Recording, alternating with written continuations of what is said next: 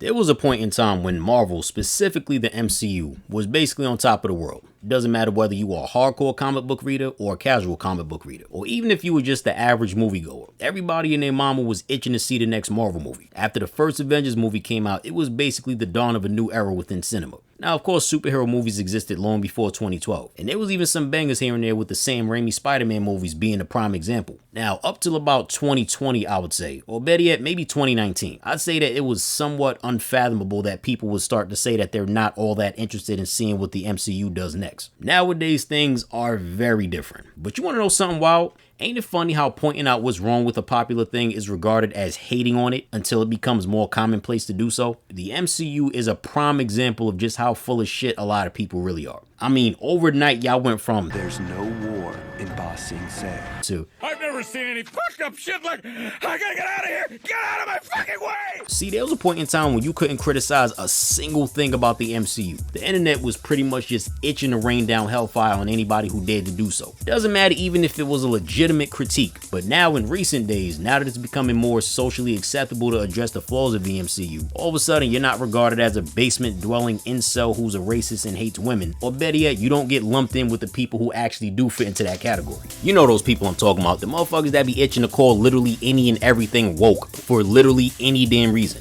Hey look, off in the distance, random ass unnamed background character number 3455 is a black person. This shit is some woke garbage. Moral of the story, bandwagoners exist for liking things as well as hating on them. Now peep this, right? People have been calling out bad writing, bad execution, sloppy and lazy storytelling, bad CGI, and a whole bunch of other things that just couldn't be ignored. Most of which didn't really start for real until phase 4, and more specifically, the show's on Plus. But because the beef riding was as crazy as it was, a lot of valid points got dismissed as, "You just hating on the new stuff." You think everyone who criticizes something that's new hates it because of the fact that it's new? Maybe they're criticizing something because it's That's that shit. That shit right there. That's fucking shit. Maybe because there's been an actual drop in quality and the product gives off the vibe that they're not really trying that hard anymore. Maybe it's the fact that because the MCU became such a massive multi-billion-dollar franchise, that done made them think they don't really have to try anymore. They know that they can throw some doodle on the plate and the Marvel dick riders will simply tell themselves it's a chocolate ice cream cake. You wanna know what's wild though? The lengths that people will go to in order to defend current Marvel. Saying stuff like, "Oh my gosh, yo, these movies are for kids anyway," or, well, my kids liked it. Right, because kids are definitely the most difficult people in the world to entertain, aren't they? Regardless of that, you think kids can't tell that something sucks? You think they can't feel boredom? You think because they're not adults, they don't deserve to have well-made media? I remember back in the day, right, when The Last Airbender came out and one of my younger cousins who was in elementary school at the time saw it. I asked bro, "Yo, how was the movie?" And he deadass said, "Hey, it was alright, I guess. I just never want to see it again." That was some of the funniest shit I ever heard that day, bro. On top of that, saying it's for kids anyway does not suddenly excuse the fact that there's bad writing and storytelling, even if it is for kids. Which, let's keep it all the way 100, no the hell they are not for kids. Superhero movies, or at least Marvel and DC movies, are not kids movies. There are movies that kids can watch, meaning that they're safe enough for children to watch whether it's with or without their parents in the room for the most part. But if you think the MCU movies are kids movies, I don't know what the hell you snorting, bro, because we must not have been watching the same movies. In both Thor Ragnarok and Thor Love and Thunder, they talk about orgies. Huh? Yeah, you heard that right. Orgies. If you think orgies in a discussion of them is kid-friendly material, I'll hope you land on your ankles the next time you make a jump shot. You see, cartoons, right, are known to have adult jokes in them. But here's the thing though, the jokes are very indirect. It's never on the nose or explicitly stated. One of my favorite cartoons, right, being The Amazing World of Gumball, has plenty of adult jokes.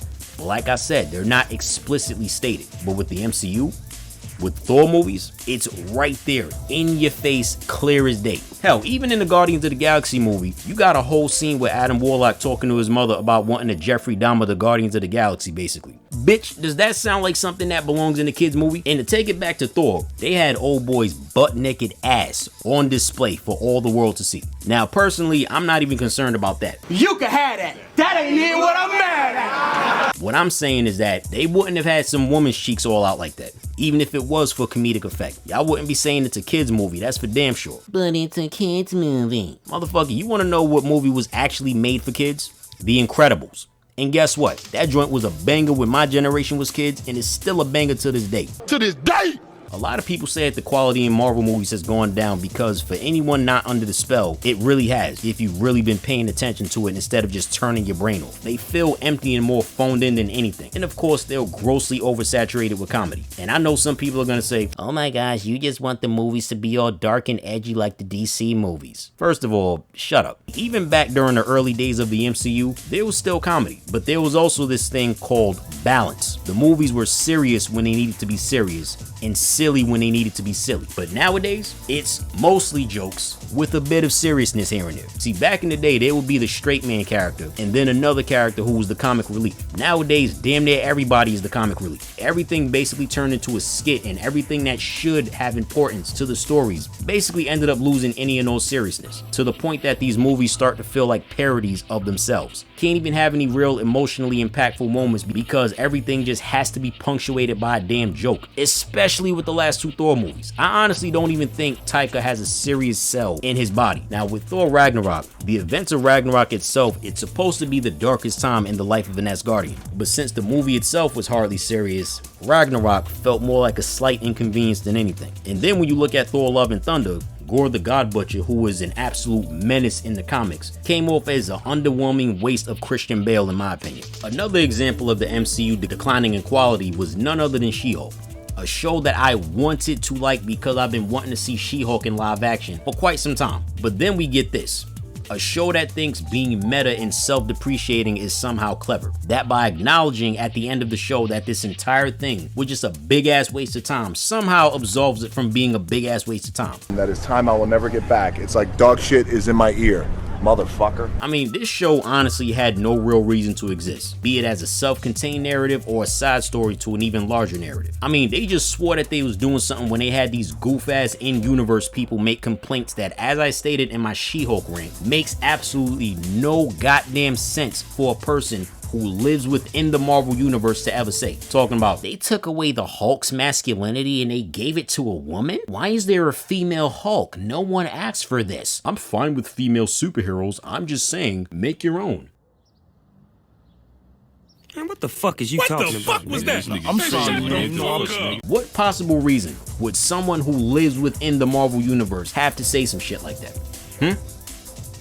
Unless you're trying to convey the message that the average person in the Marvel universe thinks that superheroes are mass produced in some factory or they're created by some shady company like the Vault Corporation from the Boys universe, then I don't know what the hell you're talking about. As far as the average person in the MCU is concerned, superheroes just show up for some reason. People somehow obtain superpowers and they either become heroes or villains. These aren't fictional characters to these people. These are living, breathing people. That's it. So it doesn't add up as to why they'd come out of their face to say something that only someone who exists from beyond the fourth wall would ever say. Those people being the viewers of the movies and the shows as well as the readers of the comic books. They even tried to do something similar in the comic books, and the writers be so engaged in the self-meat riding shenanigans that they be thinking that they really did something. We really showed those trolls with this one, didn't we? No, you didn't, because that shit wasn't the least bit funny or at least clever. That's fucking shit. I mean, think about this for a second, right? Imagine you see a video of some women playing sports professionally, right? And then some dumbass makes a video talking about, hey look man, I'm fine with there being female athletes, I'm just saying make your own. Shut your stupid. And then we get to Black Panther 2, which still irritates me because of what they did do when they could have did something that would have made much more sense. First of all, they kill off T'Challa, off screen mind you, because he had some mysterious virus that Wakanda somehow didn't have the cure for. Or better yet, they used to have the cure for it, which was the heart-shaped herb that gives Black Panther his powers. But see, Killmonger ended up burning a whole crop of the herbs in the first movie. Now, that sounds like a plot, but think on it for a second and you're like, hold up, the heart-shaped herb? You mean the shit that's already in T'Challa's blood? The same herb that Nakia stole before Killmonger burnt the rest of the herbs to revive T'Challa and give him his powers back so that he could run it back with Killmonger for round 2? That heart-shaped herb? Nigga, what the fuck is this bullshit? That shit was stupid, bro. That was so fucking stupid. Now look, if you want to go off the idea that, well, they didn't want to be too hasty to recast T'Challa, fine.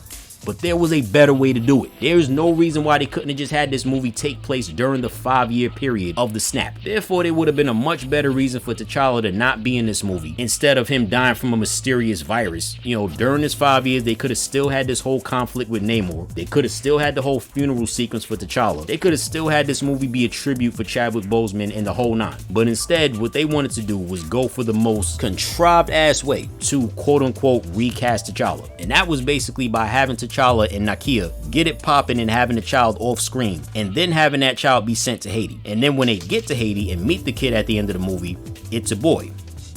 A boy whose name is T'Challa.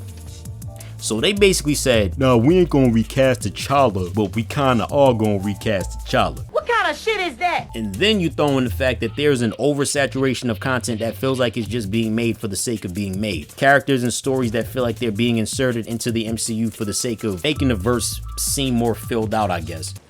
It's too much.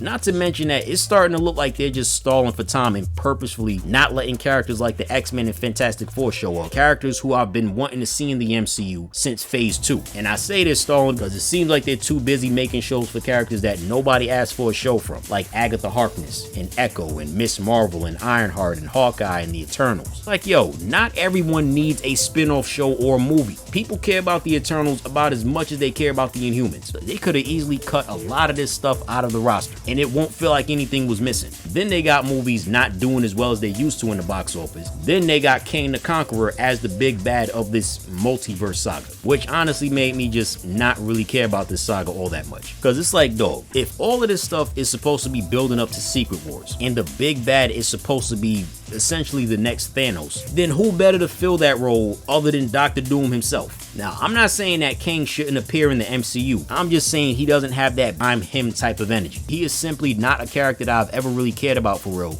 be it from the comics, the animated shows, or the movies. I mean, Doom was the big bad for the first Secret Wars and the 2015 Secret Wars, but y'all thought Kang was the better idea. Get the fuck out of here. But now they're flirting with the idea of bringing back actors from the original Avengers, like Robert Downey Jr.'s Iron Man, Scarlett Johansson's Black Widow, and Chris Evans' Captain America, basically in the hopes that they're gonna reinvigorate some interest in the MCU. But I'm like, Whoa, brother, whoa, now.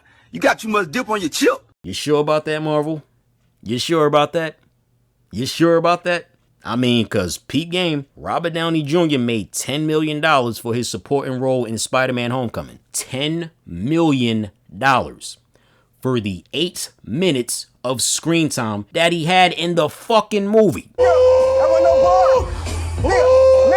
Another thing that's not exactly a big issue, but it just annoys me personally, is the idea of referring to the MCU as Earth 616. Just stop. Alright, these are two completely different universes. The comics are the comics, the movies are the movies. There's way too many differences to say that they're both one and the same. Be it race swaps, gender swaps, age differences, the way storylines play out, characters that were involved in certain stories, characters having powers in the movies that they don't have in the comics, or characters having powers in the comics that they don't have in the movies, all kinds of shit. You got MJ in the movie talking about her name is Michelle Jones.